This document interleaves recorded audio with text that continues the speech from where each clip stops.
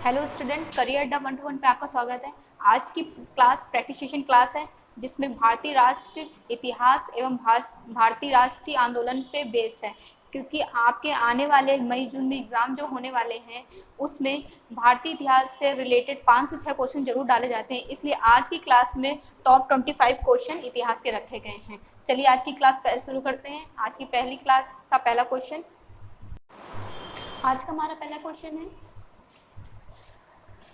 पहले क्वेश्चन में क्या है, मैचिंग करना है। कुछ घटनाएं दी गई हैं और उन घटनाओं का परिणाम क्या हुआ ये बताना है। तो पहली घटना है मार्ले मिंटो सुधार। दूसरी घटना है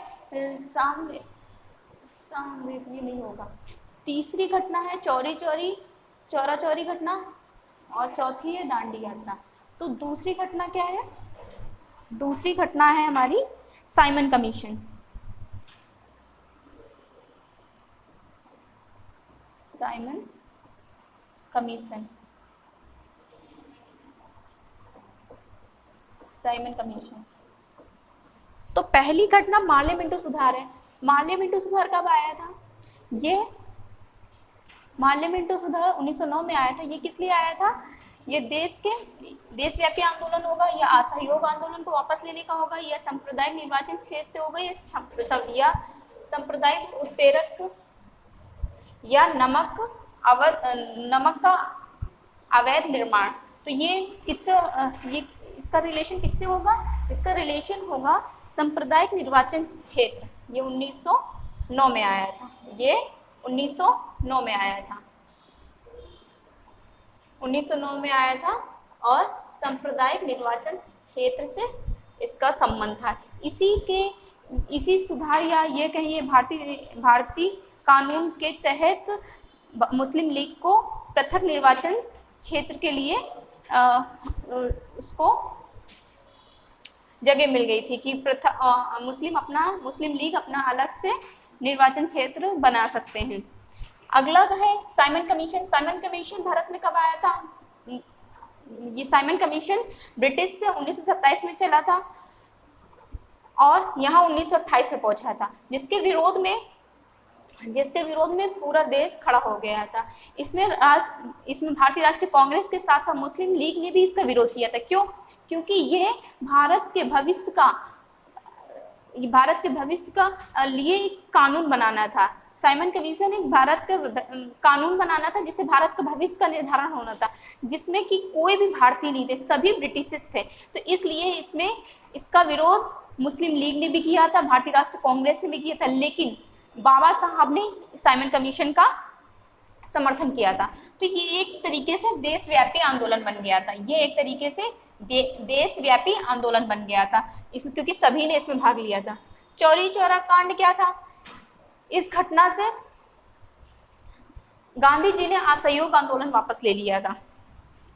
इस घटना से गांधी जी ने असहयोग आंदोलन वापस ले लिया था। क्यों? क्योंकि चौरी चौरा कांड में, ये चौरी चौरा जो क्षेत्र है ये गोरखपुर के पास है। यहाँ ये एक पुलिस स्टेशन था। इस पुलिस स्टेशन पे भारतीय जनता ने अहिंसक हो गई थी। अहिंसक होने के बाद पुलिस स्टेशन को उसने आग लगा दी थी, जिसमें 22 पुलिस कर्मचारी मर गए थे, जिससे गांधी जी को बहुत दुखद हुआ। उन्होंने इस घटना के बाद उन्होंने चौरी चौरी हत्याकांड हुई थी, तो उन्होंने असहयोग आंदोलन वापस ले लिया था। दांडी मार्च भी गांधी जी ने किया था। ये क्यों किया गया था? जब गांधी इरविन समझौता हुआ था, गांधी इरविन समझौता में 11 सूत्री मांग की थी गांधी जी ने, लेकिन उनकी मांगों को पूरा नहीं किया गया था। उससे दुखी होकर, या उसके विरोध करने के लिए उन्होंने दांडी मार्च शुरू किया, जिसमें कि 12 मार्च को ये दांडी यात्रा शुरू की गई और 6 अप्रैल को खत्म हो गई थी। तब 6 अप्रैल को उन्होंने नमक बनाकर ये नमक कानून तोड़ा। इसके साथ साथ धीरे धीरे इसी आंदोलन में भू राजस्व कर न देना और भी कई तरीके के विरोध उसमें शामिल हो गए थे। तो दांडी मार्च नमक कानून से है। और ये दांडी मार्च शुरू कहाँ से किया गया था? ये साबरमती आश्रम से शुरू किया गया था। ये साबरमती आश्रम से, ये साबरमती आश्रम अहमदाबाद के गुजरात के अहमदाबाद के साबरमती आश्रम से शुरू किया गया था। ठीक है, ये साबरमती की स्थापना गांधी जी ने 1916 में की थी। और ये साबरमती आश्रम कहाँ स्थित है, किस नदी किनारे स्थित है, ये आप लोग कमेंट करके बताएंगे किस नदी के किनारे स्थित है। ठीक है, तो इस तरह से हमारा ऑप्शन कौन सा सही होता है, third, first, second, fifth, D option हमारा सही हो जाता है। ठीक, अगले क्वेश्चन की तरफ हम चलते हैं। अगला क्वेश्चन क्या है हमारा,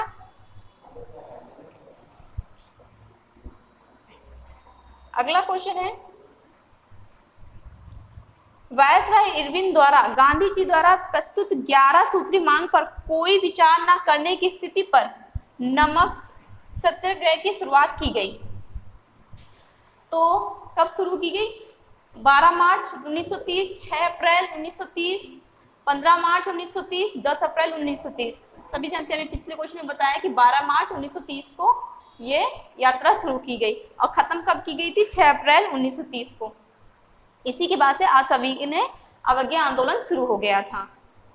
इसमें देश के कई सारे लोगों ने भाग लिया था, लेकिन एनी बेसेंट इस आंदोलन के विरुद्ध में थी। अगला क्वेश्चन है, अगला क्वेश्चन 1857 की क्रांति में किससे जोड़ा जाता है, कमल चपाती से, कम चपाती मतलब रोटी, कमल या रोटी से, कमल एवं गेंदा के फूल से, कमल एवं गुलाब से, चपाती एवं तलवार से। तो 1857 की क्रांति बहुत इंपॉर्टेंट क्रांति रही है, जिससे कि भारत के आज़ादी का एक ये नींव रख दी गई थी। लेकिन इससे पहले भी कई छोटे छोटे आंदोलन हो चुके थे, जैसे कृषक आंदोलन और आदिवासी आंदोलन। ठीक है, लेकिन 1857 की क्रांति भी एक बहुत बड़ा अंग्रेजों के लिए झटका थी, जिससे कि अंग्रेज समझ चुके थे कि भारत को आज़ाद यानी भारत को छोड़ने का समय आ गया है। लेकिन 1857 की क्रांति का तत्कालीन कारण कुछ इतिहासकार देते हैं। वो तत्कालीन कारण क्या था, वो तत्कालीन कारण था कि ब्रिटिशर्स अपनी सेना में गाय और सुअर की चर्बी से युक्त कारतूस का उपयोग करते थे, जिससे हिंदू और मुस्लिम दोनों ही सैनिकों ने इसका उपयोग करने से मना कर दिया, जिससे ये विद्रोह उठ गया। ये विद्रोह 10 मई 1857 को मेरठ की बटालियन ने शुरू किया था। ठीक है, और ये किससे जोड़ा जाता है, तो कमल और चपाती। कमल किसके लिए था, कमल लोगों में, कमल और चपाती ये अगर किसी सैनिक को देना होता था तो कमल देके एक सैनिक की टुकड़ी को, यानी क्रांतिकारी आपस में इसको बढ़ाते थे तो कमल देते थे। एक जगह से दूसरे जगह तक अगर कमल एक दूसरे को पहुंचा दिया जाता था, कमल का फूल, तो इससे समझ में आता था कि ये हमारी क्रांति आगे की ओर बढ़ रही है। और चपाती एक गाँव वाले दूसरे गाँव वाले, यानी कि इसमें जनता भी कहीं ना कहीं इन्वॉल्व थी। ठीक, वी.डी. सावरकर और कई सारे इतिहासकार हैं जिन्होंने 1857 की क्रांति पे बुक्स लिखी हैं। और 18 झांसी में इसका नेतृत्व करता रानी लक्ष्मीबाई थी, कानपुर में नाना साहब थे। ठीक है, अगले क्वेश्चन की तरफ चलते हैं। अगला क्वेश्चन है हमारा, हंटर आयोग का गठन किसके लिए हुआ था। ऑप्शन है हमारे संवैधानिक सुधारों के लिए, भारतीय प्रशासनिक व्यवस्था को सुदृढ़ बनाने के लिए, या जलियांवाला बाग हत्याकांड की जांच के लिए, या मोपला विद्रोह की जांच के लिए। तो सभी जानते हैं हंटर आयोग किस लिए आया था, जलियांवाला बाग हत्याकांड के लिए आया था, इस हत्याकांड की जांच के लिए आया था। लेकिन ये हंटर आयोग में सभी ब्रिटिशर्स थे और ब्रिटिशर्स थे, साथ में इंडियंस भी थे, लेकिन इसकी रिपोर्ट से भारतीय या महात्मा गांधी बोले ये लोग संतुष्ट नहीं थे। तो इंडियंस ने भी एक अपनी अलग आयोग गठन किया था, या अपनी अलग कमेटी बनाई थी, जिसको पड़ताल समिति कहते हैं। ठीक है, जांच पड़ताल समिति कहते हैं। जलियांवाला बाग हत्याकांड कब हुई थी, 13 अप्रैल 1919 को हुआ था।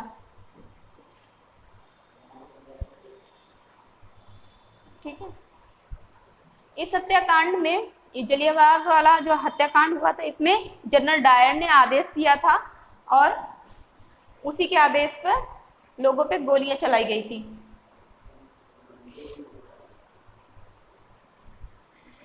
ये जलियांवाला हत्याकांड, एक जलियांवाला एक बाग था, उस बाग में बैठ के कुछ लोग मीटिंग कर रहे थे। तो उस मीटिंग में ज्यादातर क्रांतिकारी लोग थे। तो जनरल डायर को, या यूं कहें कि उस वहां पंजाब के जो भी लेफ्टिनेंट गवर्नर थे उनको पता चल गया था। ये बात हेमंत हेमंत राज ने बताई थी कि वहां पे कुछ क्रांतिकारी लोग बैठे थे और वहां मीटिंग कर रहे हैं। इसके ये मुखबरी बन गया था एक तरीके से अंग्रेज का, या अंग्रेजों ने इस पे दबाव डाला तो इसने बता दिया, जो कि ये खुद एक क्रांतिकारी था। ये नाम भी आप याद रखिएगा, हेमंत राज। अगला क्वेश्चन है हमारा, भारतीय राष्ट्रीय कांग्रेस के प्रथम अधिवेशन निम्न में से किसकी पदावधि में हुआ है? तो पदावधि मतलब जब राष्ट्रीय कांग्रेस की स्थापना हुई उस समय भारत का वायसराय कौन था, या गवर्नर जनरल कौन था? लॉर्ड कर्जन, लॉर्ड डफरिन, या लिटिन, या रिफिन? कौन था? सिंपल सा क्वेश्चन है, लॉर्ड डफरिन था। ठीक है। राष्ट्रीय कांग्रेस की स्थापना कब हुई? 1885 में। ये स्थापना बम्बई, महाराष्ट्र के बम्बई के ग्वालियर टैंक मैदान पे तेजपाल संस्कृत विश्वविद्यालय में हुई थी। ठीक है, जिसमें कि 72 लोगों ने पार्टिसिपेट किया था। ज्यादातर ये लोग कुलीन वर्ग थे। अगर कांग्रेस की अध्यक्षता लेनी होती थी तो कुछ पैसे देकर उसकी अध्यक्षता लेनी पड़ती थी। ये राष्ट्रीय कांग्रेस की स्थापना किसके नेतृत्व में? A.O. ह्यूम के नेतृत्व में हुई। इसका पहला अध्यक्ष कौन था? W.C. बनर्जी थे। पहले अध्यक्ष W.C. बनर्जी थे। ठीक है। सुरेंद्र नाथ बनर्जी की इंडियन एसोसिएशन भी एक साल के बाद इसमें राष्ट्रीय कांग्रेस में मिल गई थी। दूसरा अध्यक्ष किसने किया था? तो ओल्ड मैन जिनको कहते हैं द ग्रेट ओल्ड मैन, दादा भाई नौरोजी ने किया था। दादा भाई, दूसरा अधिवेशन दादा भाई नौरोजी ने किया था।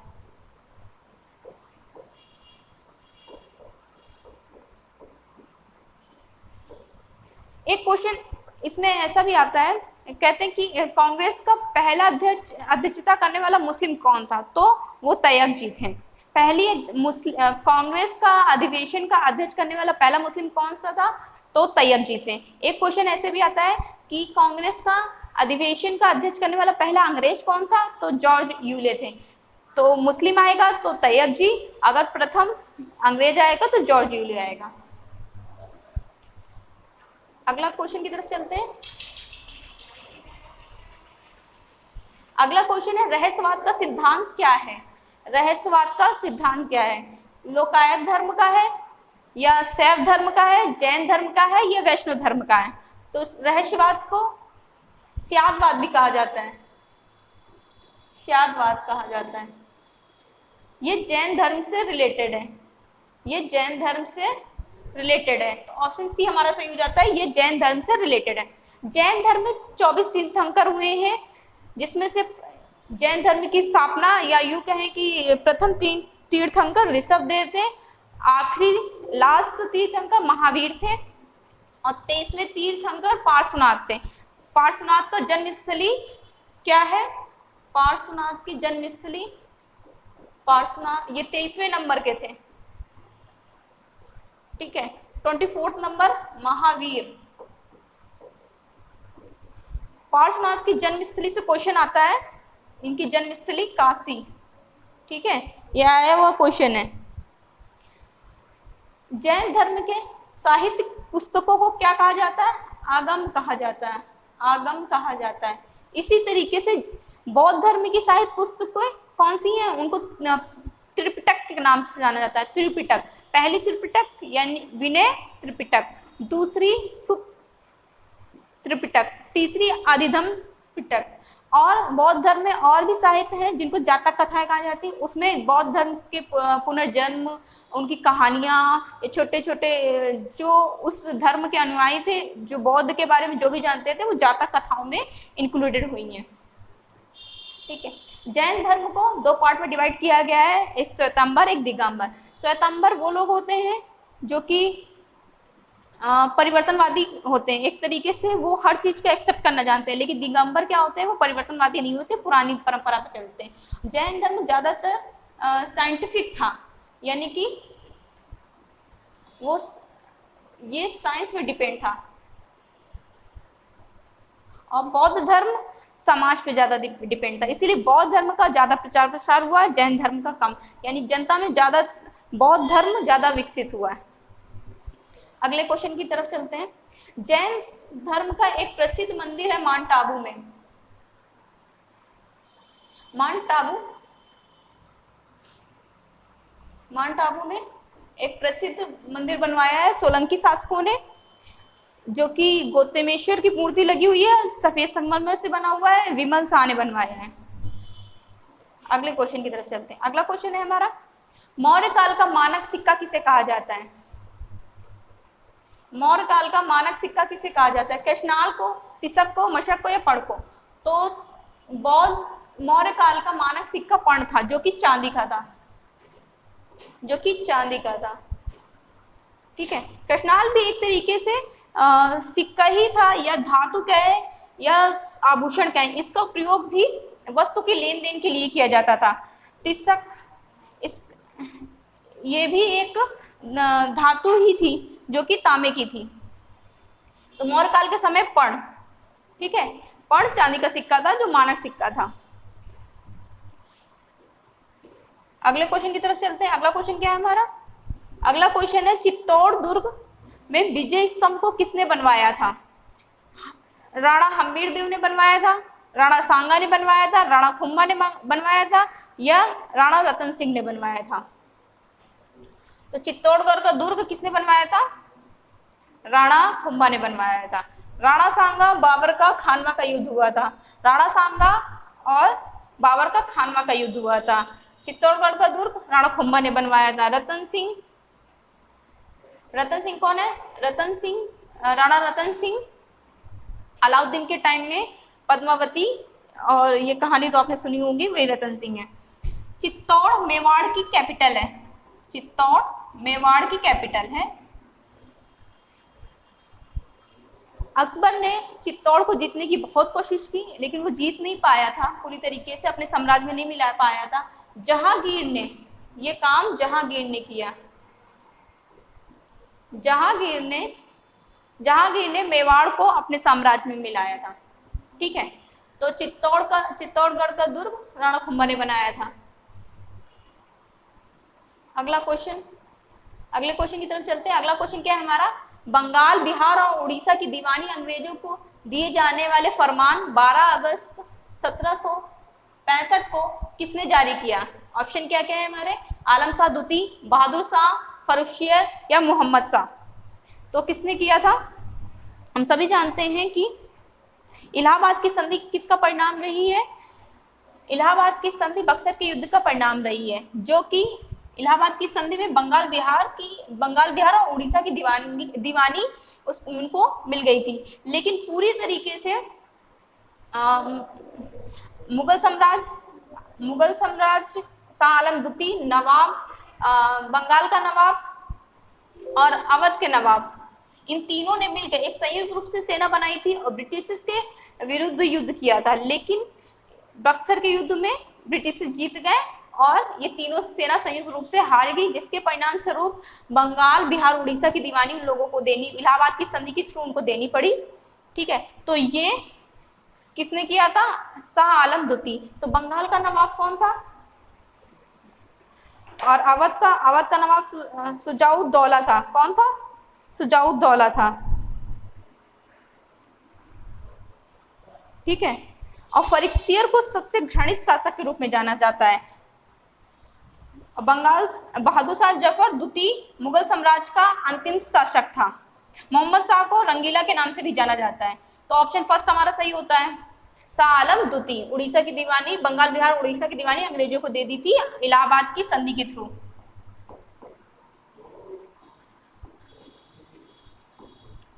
ठीक है। अगले क्वेश्चन की तरफ चलते हैं। अगला क्वेश्चन है,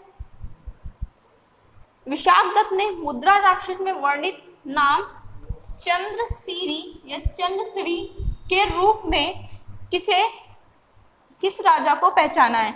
अशोक महान, चंद्रगुप्त मौर्य होगा यहाँ पे, चंद्रगुप्त मौर्य, बिंदुसार या इनमें से कोई नहीं? जैसे नाम से ही समझ में आ रहा है चंद्रसिरी या चंद्रसिरी, तो ये चंद्रगुप्त मौर्य के लिए है। विशाखदत्त मुद्रा राक्षस, ठीक है। बिंदुसार को पुराणों में बिंदुसार को सिंह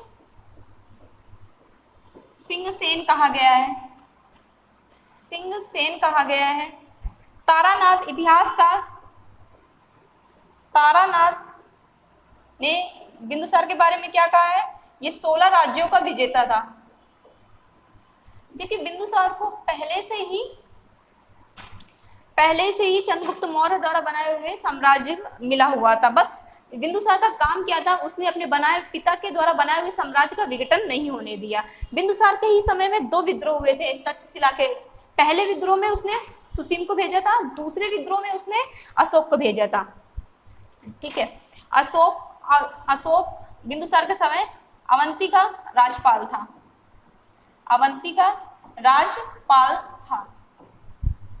ठीक है।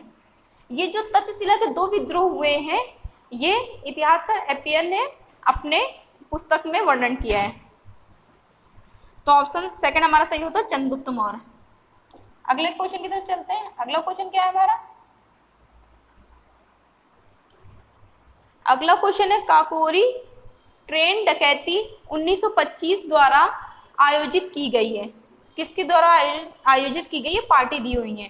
तो पार्टी दी हुई, कौन कौन सी पार्टी दी गई है, स्वराज पार्टी, भारतीय राष्ट्रीय कांग्रेस, स्वराज पार्टी, भारतीय राष्ट्रीय कांग्रेस, अनुशीलन समिति या हिंदुस्तान रिपब्लिक एसोसिएशन। तो पार्टी का मतलब है इस पार्टी के मेंबर कौन कौन से थे जिसने काकोरी हत्याकांड की थी। काकोरी हत्याकांड नहीं, काकोरी ट्रेन डकैती या काकोरी कांड के नाम से जाना जाता है। एक काकोरी कांड क्या था, इसमें हिंदुस्तान रिपब्लिक एसोसिएशन के मेंबर आजाद, चंद्रशेखर आजाद, राजेंद्र लहरी, आसफ उल्ला खां, रामप्रसाद बिस्मिल, इन्होंने क्या किया, ये सभी क्रांतिकारी थे। तो जब क्रांतिकारी थे तो उनको पैसे की भी जरूरत पड़ती थी कोई ना कोई घटना को अंजाम देने के लिए। तो पैसा कहाँ से आएगा, तो इन्होंने डकैती करने की सोची। और डकैती कैसी थी, इनको खबर लगी थी कि ब्रिटिश अपना राजस्व या खजाना लेके जा रहे हैं। तो काकोरी है लखनऊ के पास, तो इन्होंने सोचा लखनऊ के पास ट्रेन को रोक के खजाना लूट लेंगे। लेकिन कहीं ना कहीं ये खबर ब्रिटिश, जब इन्होंने प्लान बनाया, प्लान को एग्जीक्यूट करना था, उससे पहले ब्रिटिश लोगों को खबर पहुंच गई कि कुछ लोग ब्रिटिश खजाना लूटने वाले थे। तो ब्रिटिश ने क्या किया, खजाना तो रखा लेकिन थोड़ा कम क्या, बिल्कुल ही नहीं रखा, थोड़ा सा रखा और उनको पता नहीं चलने दिया। जब ये लोग वहां पहुंचे, काकोरी पहुंचे, उस जगह पे पहुंचे, तो उन्होंने खजाना देखा और जब देखा कि उसमें कुछ नहीं, तो उनको पता चल गया कि हम लोग पकड़े जाने वाले थे। तो वहां से वो तुरंत ही चले गए, भाग गए।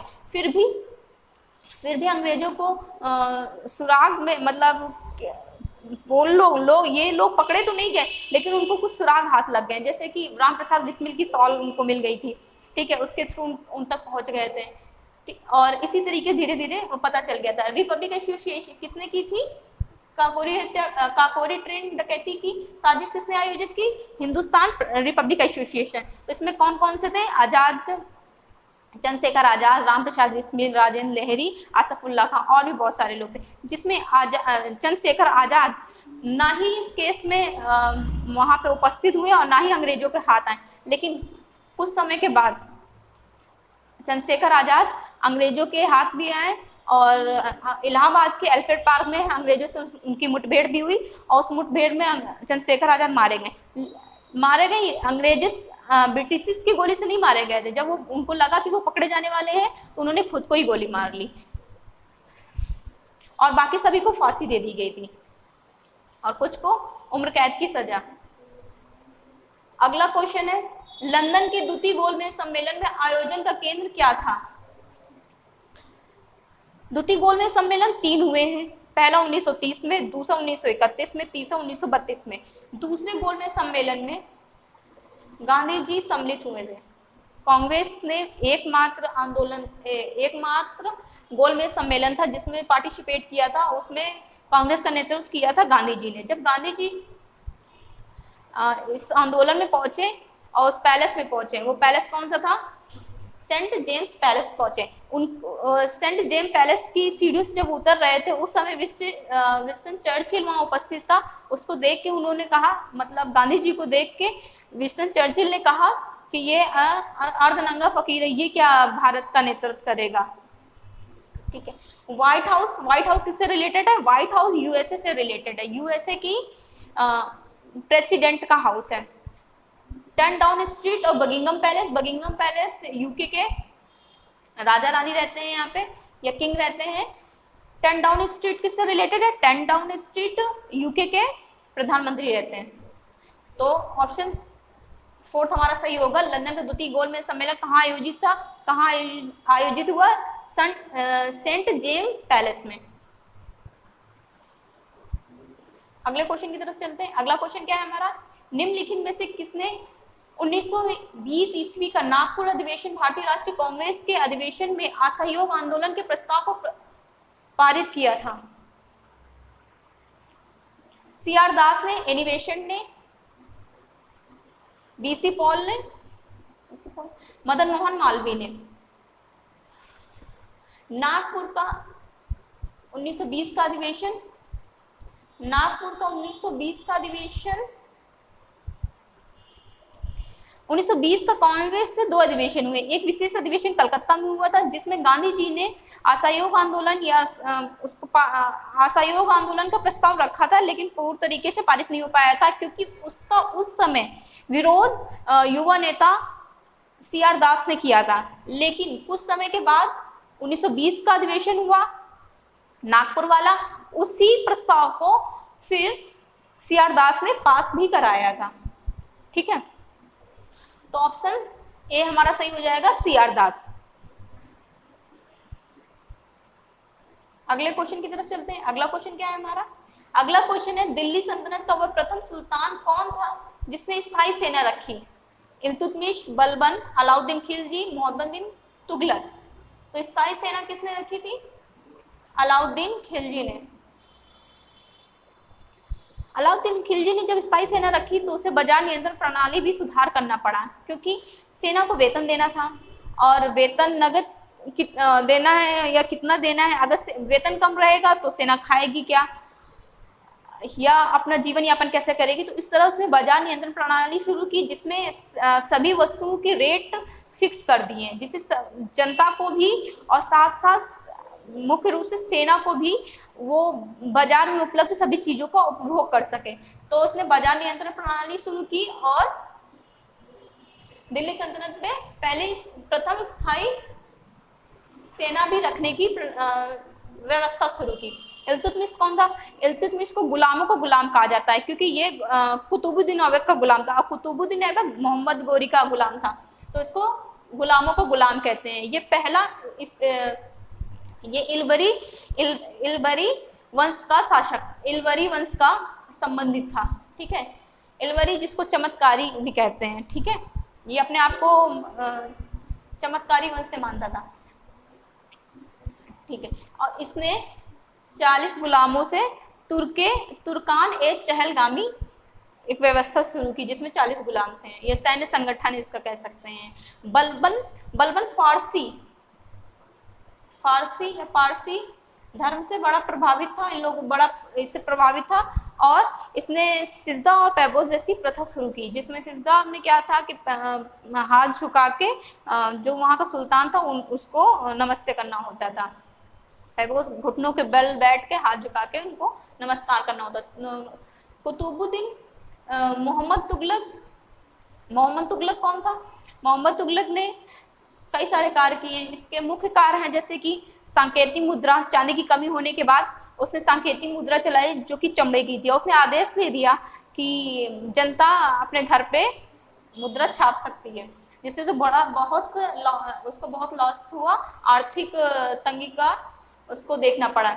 दूसरा, इसने राजधानी परिवर्तन किया था, दिल्ली से दौलताबाद ले गया, जिससे कई सारे लोगों को बड़ी दिक्कत हुई, वहाँ की जनता को बहुत दिक्कत हुई और इतिहासकार बर्नी ने इसके बारे में बहुत कुछ उल्टा सीधा लिखा है। और इसने नहरों का निर्माण कराया है। ठीक है, नहरों का भी निर्माण कराया इसने। नहरों का भी निर्माण कराया, कई सारे बाग, नहर, ये सब कराए। इसके बाद का इसका शासक फिरोज शाह तुगलक बना। मोहम्मद तुगलक के बाद फिरोज शाह तुगलक बना, जो कि बहुत ही महानतम और शक्तिशाली शासक था। उसने भी भारतीय जनता के लिए बहुत सारे कार्य किए। अगला क्वेश्चन है हमारा, अगला क्वेश्चन है इंडिका नामक समाचार पत्र का प्रकाशन प्रारंभ किया था। इंडिका नहीं, सॉरी, इंडिपेंडेंस। वैसे इंडिका किसकी है? इंडिका मेगास्थनीज की है, जिसमें कि मौर्य साम्राज्य या उस समय के जो भी व्यवस्था थी, सामाजिक व्यवस्था और मौर्य साम्राज्य की कैसी व्यवस्था थी, उसके बारे में लिखा गया है। ठीक है, तो इंडिपेंडेंस किसने किया है? इंडिपेंडेंस जवाहरलाल नेहरू ने या मोतीलाल नेहरू ने या शिव प्रसाद गुप्ता ने, मदन मोहन मालवीय ने? तो किसने किया है? पंडित मोतीलाल नेहरू ने किया है। पंडित मोतीलाल नेहरू और चित्तरंजन दास ने मिलकर 1923 में स्वराज पार्टी की स्थापना की थी। ठीक है, और इनका समाचार पत्र कौन सा है? इंडिपेंडेंस है। जवाहरलाल नेहरू का कौन सा है? नेशनल हेराल्ड है।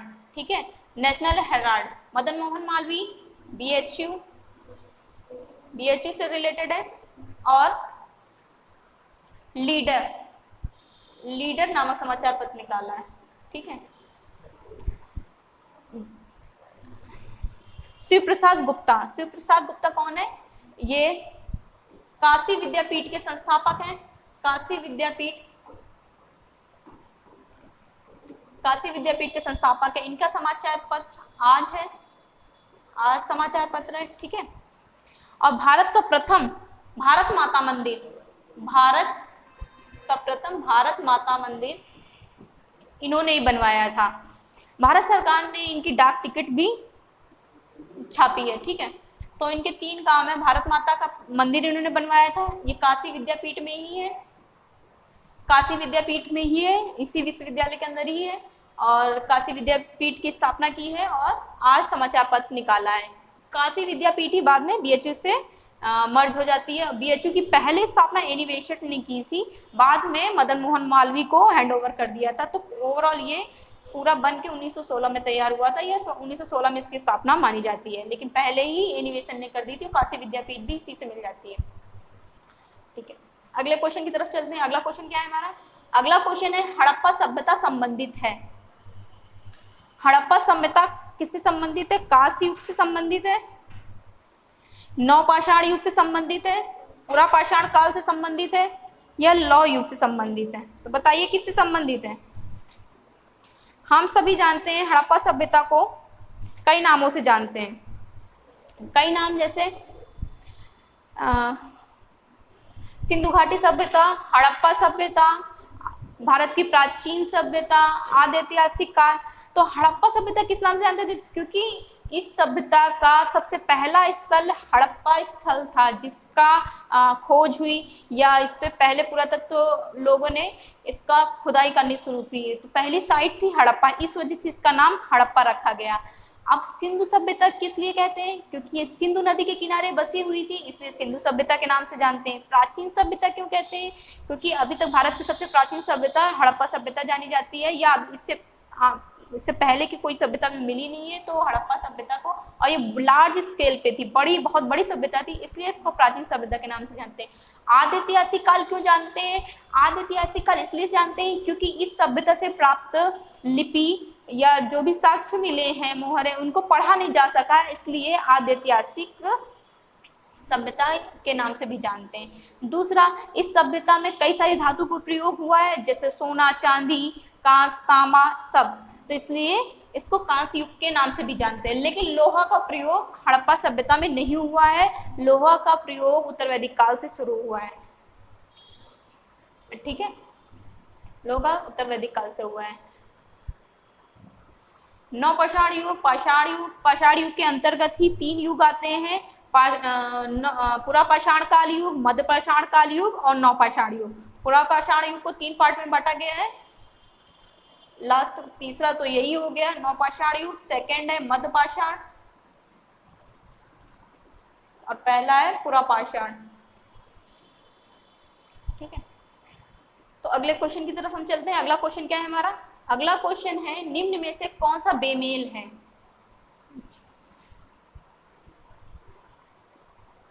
कुछ संधि और आंदोलन, कुछ एक्ट दिए हुए किस सन में आए थे, उनके ईयर दिए हुए। इलाहाबाद की संधि 1765, सही है। इलाहाबाद की संधि किसके बीच हुई थी? मुगल साम्राज्य या मुगल शासक बहादुर शाह आलम द्वितीय, मुगल शासक शाह आलम द्वितीय और अंग्रेजों के बीच हुई थी। इलाहाबाद की संधि कराने के लिए रॉबर्ट क्लाइव को स्पेशल बुलाया गया था। मैंगलोर की संधि 1784, ये मैसूर से रिलेटेड है, टीपू सुल्तान, ठीक है, अंग्रेजों और मैसूर के युद्ध से रिलेटेड है, इसके बाद हुई थी। एक आंदोलन ये 1921 और 1922 में हुई थी, ठीक है। नेटिव मैरिज एक्ट ये 1882 में 1872 में हुआ था। नेटिव मैरिज एक्ट क्या है?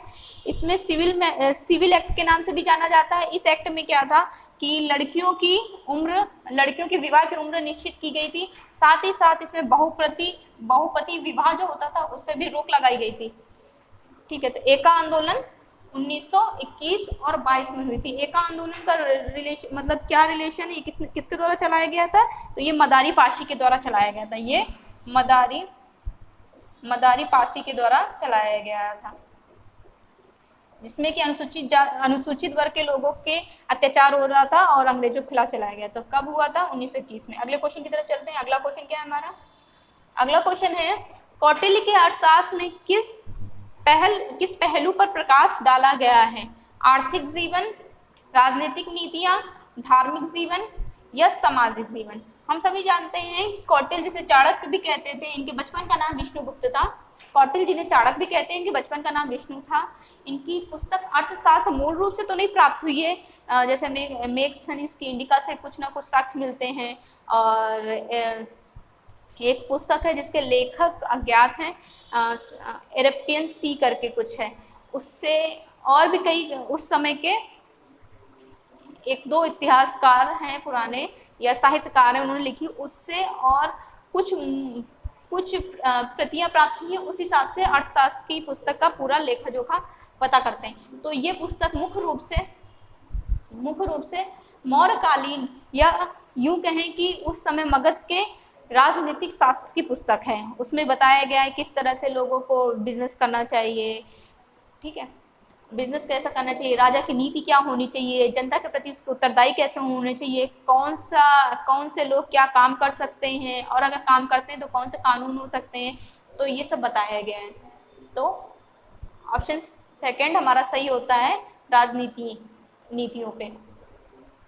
अगले क्वेश्चन की तरफ चलते हैं। अगला क्वेश्चन है किस वर्ष बाबर ने सुल्तान इब्राहिम लोदी का पानीपत की लड़ाई में पराजित किया था? पानीपत का प्रथम युद्ध। भारत में पानीपत के 3 युद्ध हुए हैं। पहला बाबर, दूसरा अकबर और हेमू के बीच में, तीसरा आप लोग बताएंगे कब हुआ था, उसका सन क्या है, ठीक है। तो बाबर और इब्राहिम लोदी के बीच 1526 में हुआ था, ठीक है। ये बाबर का 5वां आक्रमण था भारत पे। इससे पहले बाबर ने 4 आक्रमण किए थे और उसमें पराजित रहा था। पानीपत के युद्ध में बाबर ने एक विशेष प्रणाली उपयोग की थी, मतलब जो उसने तोप का उपयोग किया था और तोप की एक विशेष पद्धति में लगाया था, तुगलमा पद्धति।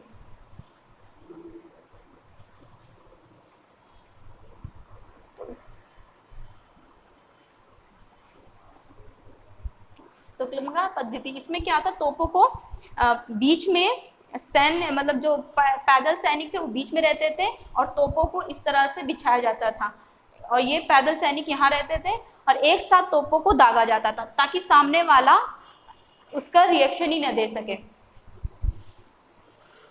ठीक है। तो पानीपत की बाबर और इब्राहिम लोदी की जो लड़ाई हुई थी 1526 में हुई थी, जिसमें इब्राहिम लोदी हार गया था और बाबर जीत गया था, और जीतने के बाद मुगल वंश की स्थापना कर दी थी। अगले क्वेश्चन की तरफ चलते हैं। अगला क्वेश्चन क्या है हमारा? अगला क्वेश्चन है निम्न में से गुप्त शासक का कालक्रम निर्धारित कीजिए। समुद्रगुप्त, रामगुप्त, श्रीगुप्त या स्कंदगुप्त? तो गुप्त वंश का संस्थापक कौन है? श्रीगुप्त है, तो सी इसके बाद कौन आता है? समुद्रगुप्त। श्रीगुप्त के बाद आता है चंद्रगुप्त। चंद्रगुप्त, ठीक है। चंद्रगुप्त के बारे में कहा जाता है कि पहले चांदी का सिक्का चंद्रगुप्त ने चलाया था। ऐसा नहीं है चंद्रगुप्त ने चलाया था, लेकिन एक विशेष प्रकार का चांदी का सिक्का, ठीक है। उसकी पत्नी का नाम था कुमार देवी। उसके एक सिक्का चलाया गया जिसमें कुमार देवी, एक तरफ कुमार देवी का चित्र था और दूसरी तरफ चंद्रगुप्त का। इससे ये प्रतीत होता है कि उस समय भारत के नारियों की स्थिति बहुत अच्छी रही होगी, तभी वो किसी स्त्री का चित्र किसी सिक्के पे आया हुआ है। इसके बाद समुद्रगुप्त, फिर आता है रामगुप्त बी, फिर लास्ट में आता है डी स्कंदगुप्त। स्कंदगुप्त गुप्त वंश का अंतिम एवं महान शासक था। इसके समय हुणों का आक्रमण हुआ था, ठीक है। और समुद्रगुप्त को भारत का नेपोलियन भी कहा जाता है। तो ऑप्शन 3 हमारा सही होता है, CAD।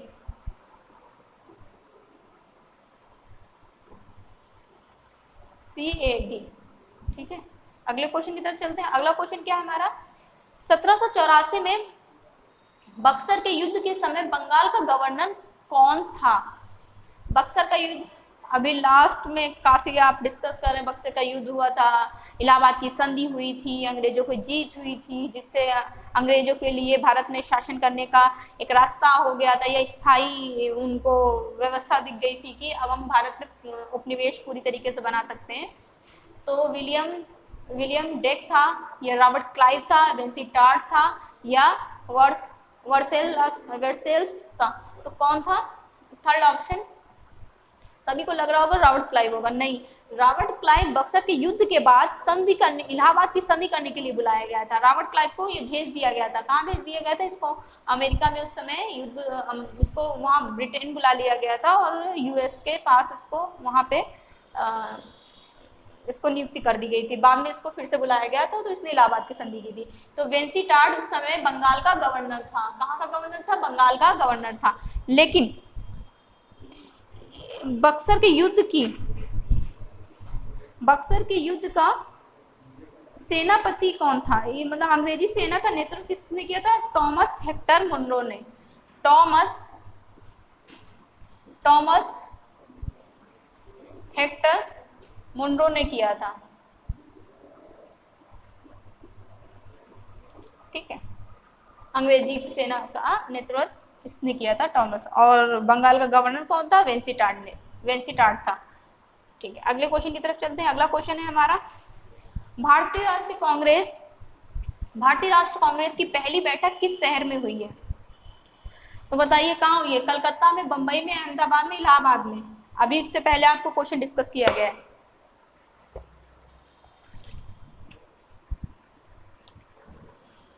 भारतीय राष्ट्रीय कांग्रेस की पहली बैठक बंबई में हुई है। बंबई में कहाँ पर? ग्वालियर टैंक के पास तेजपाल संस्कृत विश्वविद्यालय में हुई थी, जिसमें 72 लोग थे। इसका सचिव A.O. ह्यूम था, अध्यक्ष WC बनर्जी थे, ठीक है। और उस समय वायसराय कौन था भारत का? डफरिन था। डफरिन ने कांग्रेस के बारे में कहा है, कांग्रेस हमेशा अल्पमत में थी और अल्पमत में ही रहेगी। और कर्जन ने इसके बारे में कहा है कि मैं भारत में रहते हुए कांग्रेस के शांति प्रिय दमन देखना चाहता हूँ। कर्जन ने भी स्टेटमेंट दिया है। तो ऑप्शन सेकंड हमारा सही होता है, बंबई। अगला क्वेश्चन है, भूदान आंदोलन किसने प्रारंभ किया था? हम सभी जानते हैं भूदान आंदोलन बहुत ही फेमस आंदोलन रहा है, जिसको महात्मा गांधी, जयनारायण, विनोबा भावे या राम मनोहर लोहिया। तो किसने किया था? ऑप्शन सी के अकॉर्डिंग विनोबा भावे, जिसको पहला व्यक्तिगत सत्याग्रह भी कहा जाता है, ठीक है।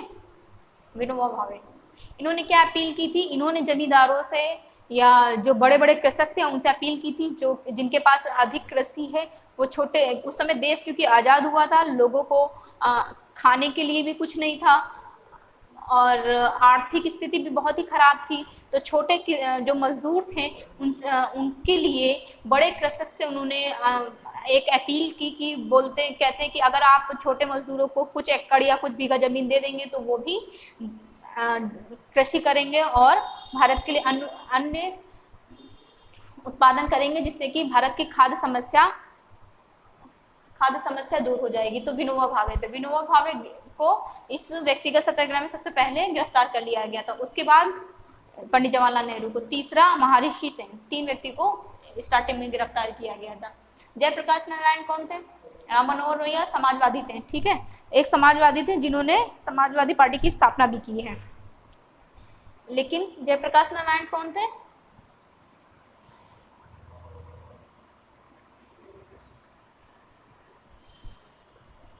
जयप्रकाश नारायण भी इसी आंदोलन से रिलेटेड थे, लेकिन ये भागकर कहाँ चले गए थे? नेपाल में चले गए थे। अगला क्वेश्चन है हमारा, अगला क्वेश्चन है, भारत में ईस्ट इंडिया कंपनी का पहला गवर्नर जनरल कौन था? रॉबर्ट क्लाइव था, या जॉन सो, या वॉरेन हेस्टिंग, या मार्विसेस ऑफ हेस्टिंग? सिंपल सा क्वेश्चन है। भारत के ईस्ट इंडिया कंपनी का पहला गवर्नर जनरल वॉरेन हेस्टिंग था। रॉबर्ट क्लाइव कौन था? जिसने इलाहाबाद की संधि की थी। ठीक है, जॉन सो कौन था? जॉन सो स्थायी बंदोबस्त की शुरुआत की थी। रॉबर्ट क्लाइव ने संधि की थी और द्वैध शासन भी लागू किया था। ठीक है, द्वैध शासन, ये स्थायी बंदोबस्त, स्थायी बंदोबस्त के लिए था फेमस।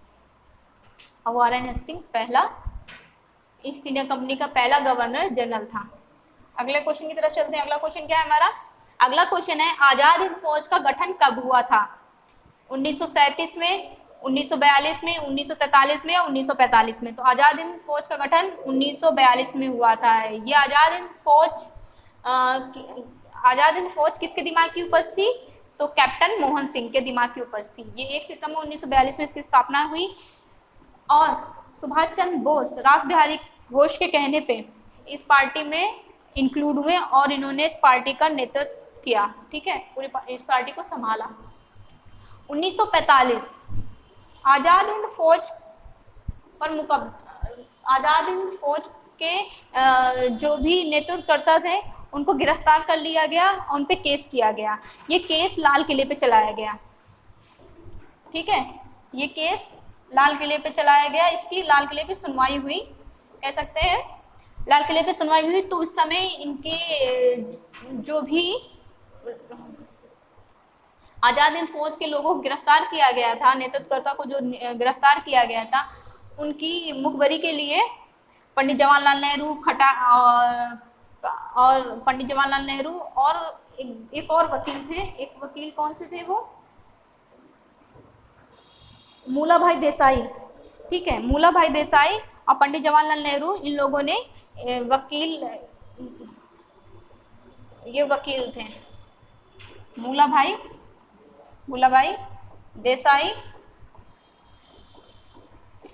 देसाई और जवाहरलाल नेहरू, इन लोगों की तरफ से केस लड़ा।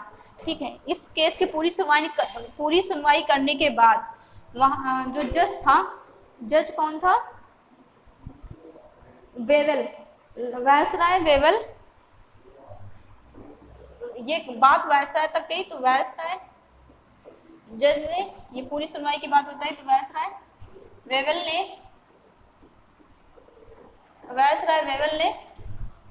ने अपनी सोच के अकॉर्डिंग, या उन्होंने थोड़ा सा उदारवादी था, तो इन सभी को उसने आज़ाद कर दिया, या इस आज़ाद हिंद फौज पे जो मुकदमा लगा था उसको खारिज कर दिया। तो आज के क्वेश्चन हमारे यहीं खत्म होते हैं। आज की क्लास आपको कैसे लगी तो आप कमेंट्स करके जरूर बताएंगे। जो आपको वर्क दिया गया है तो आप कमेंट्स करके उसको भी जरूर बताएंगे, और जो भी आज की क्लास में कमी रहती है वो भी आप कमेंट्स करके बताएंगे, ताकि आगे आने वाली वीडियोस में या प्रैक्टिस सेशन में उसको इम्प्रूवमेंट किया जाए। ठीक है, तो क्लास को लास्ट तक देखने के लिए थैंक यू।